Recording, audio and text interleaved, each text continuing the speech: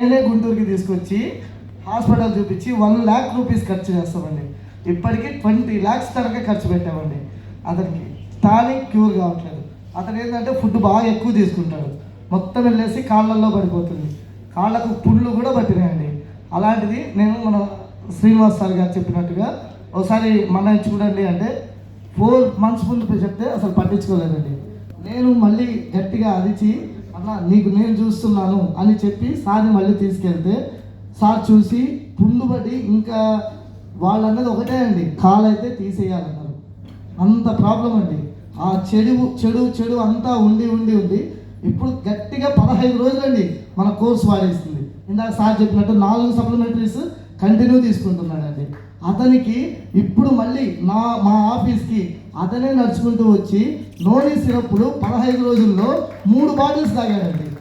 ఎంత నీట్గా ఉన్నాడంటే మన్నాయి కూడా సూపర్ అండి. అసలు అతనే ఇప్పటికీ ఒక 5గురిని ప్రమోట్ చేశాడండి. మళ్ళీ తన సబ్జెక్ట్ గురించి అతను చెప్తున్నాడు. మళ్ళీ అనుకుంటాం సప్లిమెంటరీస్ అటామిక్ ప్రోడక్ట్స్ ఎక్సలెంట్ అండి. దాని విషయంలో మటుకు బల్ల గుద్దినట్టు చెప్పొచ్చు. అది అంతే అండి. నోని సిరప్ తీసుకుంటున్నాడండి. మళ్ళీ వచ్చేసి milk press omega 3 nutraceutical mix అండి. న్యూట్రాసిటికల్ మిక్స్ వచ్చేసి ఉదయం సాయంత్రం తీసుకుంటున్నాడు.